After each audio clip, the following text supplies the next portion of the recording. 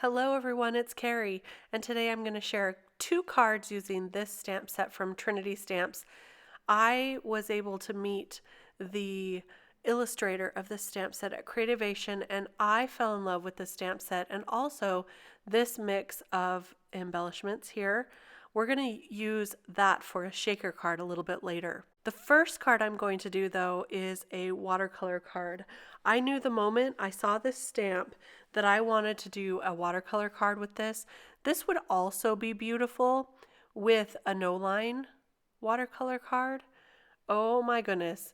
Today I'm going to be using VersaFine Onyx Black ink to stamp onto some Bristol smooth paper because I'm going to be using some Zig clean color markers for my watercoloring. And Bristol paper is really great for zigs in that the color moves so smoothly on this card. I'm also going to heat emboss it with some clear embossing powder because not only does this make the black a little bit darker, but it also creates a well for that watercolor to sit in and stay in.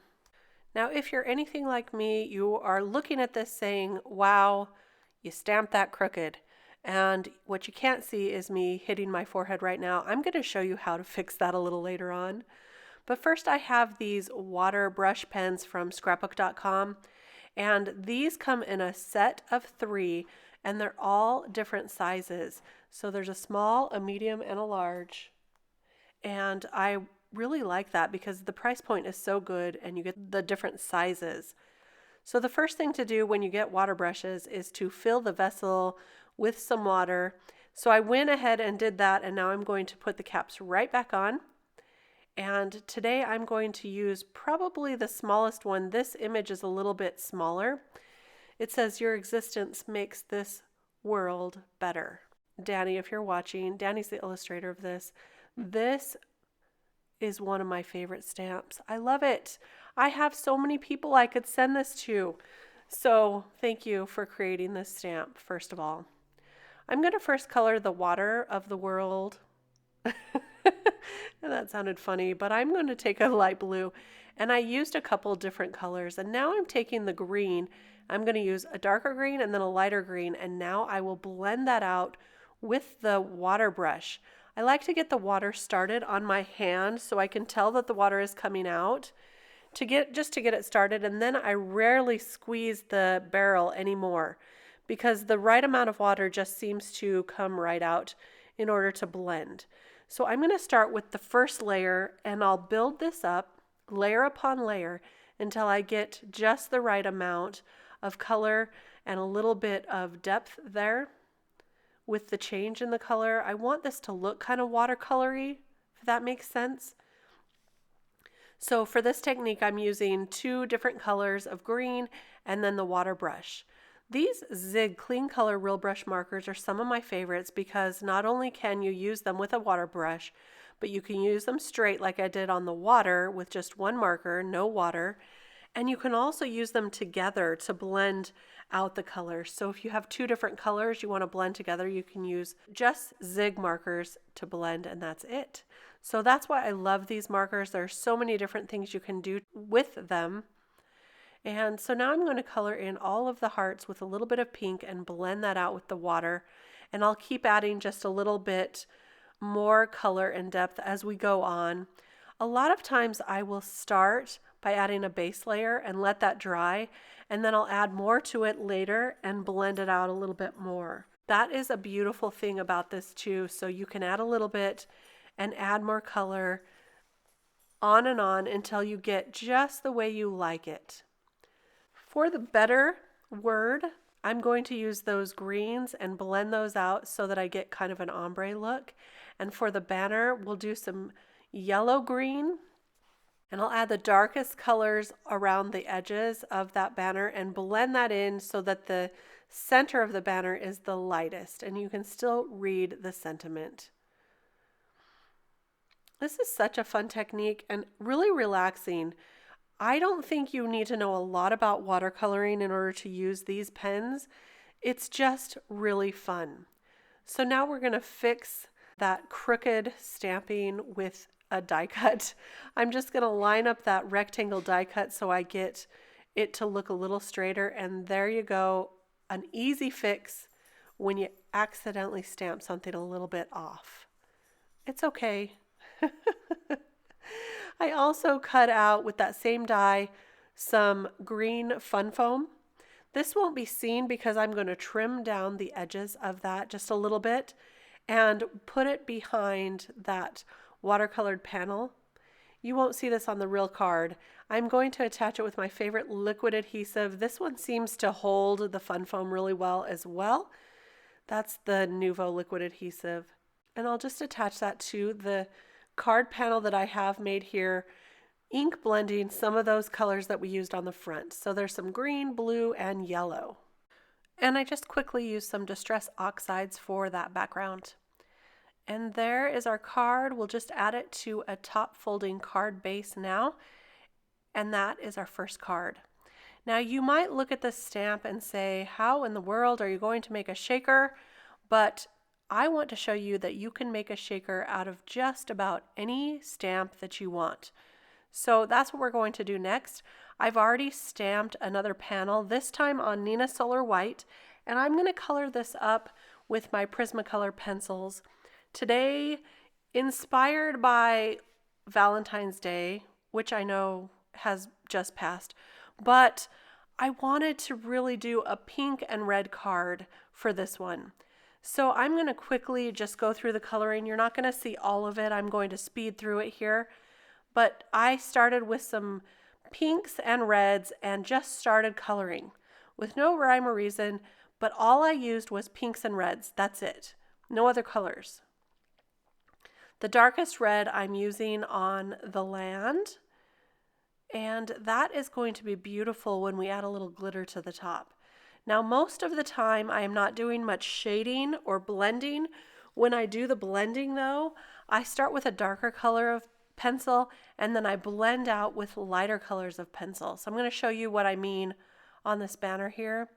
I like to do the darkest shades kind of on the sides and in the corners of the banner, and then I'm going to take a lighter color and just blend that out. And I will keep adding to this, just light layers upon light layers. I'm not pressing very hard at all with these pencils. I don't want to create a shiny spot, which is what you can do if you press way too hard on this paper, or on any paper really. And I just sharpen my pencils as needed and continue blending. You'll see later on I add a little more dark color just for some more depth. And that just makes this whole thing pop. So the lightest color again in the center on this banner, I really love it. And there's the darker color I've added so that it just is just kind of like a Valentine banner. This is a really great Valentine, isn't it? Your existence makes this world better. Now I'm adding some shadow to the left side of all the letters and the bottom, and I'm using the darker color of magenta here and then blending it out with the lighter pink shade, and that just makes this word pop a little bit more on the card. Now it's time to create the shaker portion of this card. I am going to use an X-Acto knife to cut inside, just barely inside that heart on the center of the world here. And I'm going very slow. I have a cutting mat here, a mini kind of self-healing cutting mat underneath because I didn't want to cut directly on this glass mat. I definitely don't want to add any ridges to my glass if I can help it. So I'm going very slow here and being very methodical and just double cutting on the line or right inside the line. This is simple to do. This is an easy enough image. The hardest part are the turns of the heart. Then I'll go on the back side also here just to make sure I cut all the way through that paper and don't get any rips at all. And there it comes out pretty easily. You can see it's not perfect, but I know how to make it look a little more perfect. Take a black felt pen and go around the inside of where you cut and kind of cover up some of those white edges that you left behind, and it looks like you cut it out perfectly without a die. So that's a neat trick. Can you even tell? I like the additional black around that heart as well. And now for the edges, I'm going to take one of these life-changing blending brushes here and just add a little bit of extra pink to the edges. This is just some Distress Oxide ink, and I'm going to ink it on lightly and continue to add more and more color to build that up. This is just going to add also a little more interest to the card. All right, time to clean off that craft mat. I don't want to get any pink where I don't want it. And now I'm going to take the card base and I will trace where that heart is going to land. You can see that I've already cut down that panel with a rectangle die cut as well. And now I have just a piece of packaging that's left over, and I'm going to cut that down to fit just over the heart portion of this card. I'm using some score tape to go around the heart. And now I'll cut a little square piece here and remove that backer sheet to the score tape and just add the packaging. If you're going to do a card like this, make sure you outline the heart first on your card base before you add that packaging, because otherwise it's really hard to trace the heart. The reason I traced that heart was so I knew where to put the shaker pieces. I am going to lighten up that pencil mark so I can barely see it, but I don't want to see it through the shaker. So that's why I did that. And now I'm going to take some of the smaller pieces from this mix from Trinity Stamps and add them to the inside of the shaker here of the heart. And look at how cute that is going to be. But I decided that we might need a little bit of something extra. I'm going to start backing this heart with some foam tape. This is foam tape from scrapbook.com. And I almost cut it off there, but then I realized, no, I want a longer piece, because if you remove the backer to this foam tape, you can easily move it around and shape it to whatever shape you need it to be. So this way I was able to go right around the heart, so those shaker pieces stay right inside that image or the shape. And now I'm going to add the foam tape all around the edges of the card and also to the inside so that it doesn't fall flat. Now this is my embossing buddy bag, and it gets a little messy, so I keep it inside this little tray here, and I'm going to paint in a little bit around the inside of the foam tape so that the shaker pieces don't stick to the foam. They'll still shake around. Here's where I'm going to add a little bit of chunky glitter just for a little more sparkle. You can always use a little more sparkle. And now I'll remove all the backer pieces to the foam tape and attach it to the front of the card. And there is our little after Valentine card. I really like how this turned out, and it's so great you can make your own shaker card with this stamp.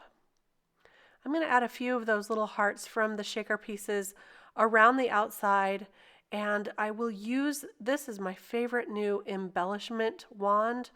This is from Studio Katia. I will link it below as well because I saw this at Creativation. It's one of my favorites. If you haven't seen it already, it's got crystals on the inside. And it's also cheaper than the other tool that I was going to get before I found this one. So here I'm going to add a little bit of Stardust Stickles to the land, and it will lighten up that red just a little bit and also add a little more sparkle to this card. And there is our finished card with the extra embellishments and the extra glitter. I'm just cleaning up a little bit of the edges there, and there you have it. That's all there is to it. I hope you enjoyed these projects today with this very cute stamp from Trinity Stamps, designed by Danny. I love it so much. I really appreciate you stopping by today and leaving comments, giving me thumbs up, and coming back again and again. Be sure to subscribe to my channel so you don't miss a thing. I'll see you next time. I'll be back really soon with some more inspiration. Thank you so much for stopping by. Bye-bye.